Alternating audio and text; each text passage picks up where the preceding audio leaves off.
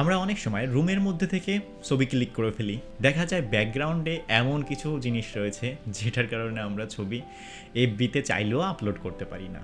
আর এই সমস্যার সমাধান নিয়েছে অ্যাডোবিরই একটি এআই।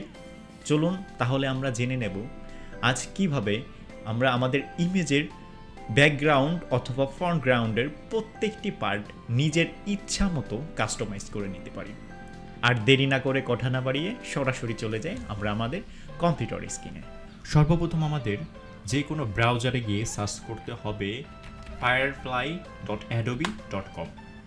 দেন এখান থেকে সাইন ইন করে নিতে হবে, তা না হলে এটা জেনারেট করার সময় অটোমেটিকলি সাইন আপ পেজেই নিয়ে যাবে।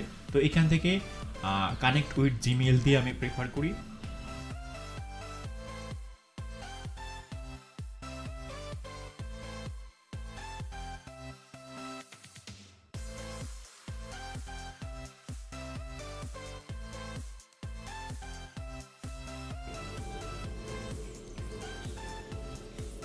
এখানে যে কোনো একটা জিনিস রিমুভ করার জন্য আমাদের রিমুভ অপশনটি সিলেক্ট করে নিতে হবে। আমার এখানে পিসির একটা অংশ, আমার কম্পিউটারের পিসির একটা অংশ দেখা যাচ্ছে, আমি এই জিনিসটা রিমুভ করে নেব।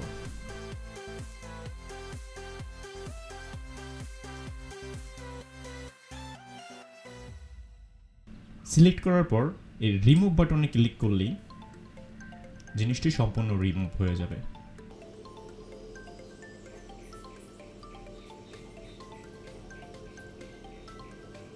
দেখেন পিসিটি অলরেডি রিমুভ হয়ে গেছে। এইখানে কিপ অপশনটিতে ক্লিক করতে হবে। এইখানে আমার খাটের কিছু অংশ দেখা যাচ্ছে, আমরা এটাকেও রিমুভ করে নেব।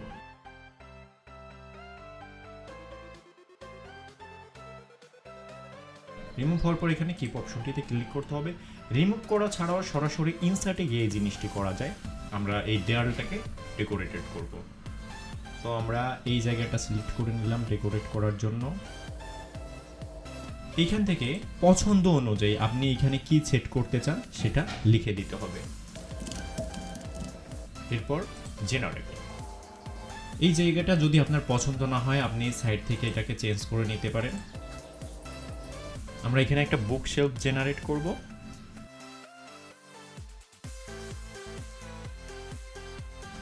এখান থেকে চাইলে আমাদের পছন্দ অনুযায়ী বুক শেলফই চেঞ্জ করে নিতে পারি। ওকে, এটাই ভালো লাগছে, এটাই থাক। এরপর কিপ অপশনটিতে ক্লিক করতে হবে।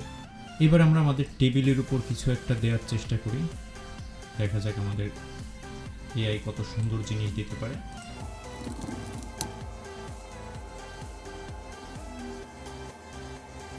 এখান থেকে পছন্দ মতো একটা সিলেক্ট করে নেওয়া যাক। মোটামুটি এটাই সুন্দর লাগছে, এটাকে আমরা রেখে দিই। ইমেজটি আপনার মনের মতো করে ডেকোরেট করা হয়ে গেলে উপরে আপনি দেখতে পারবেন ডাউনলোড অপশন। এখান থেকে ডাউনলোড বাটনটি ক্লিক করলে এখান থেকে কন্টিনিউ করলে পুরো জিনিসটা কিছুক্ষণের মধ্যে প্রসেসিং হয়ে ডাউনলোড হয়ে যাবে। তো এটাই ছিল আমাদের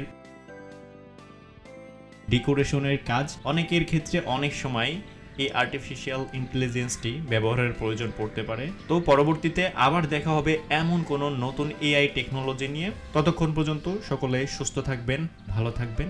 আল্লাহ হাফেজ।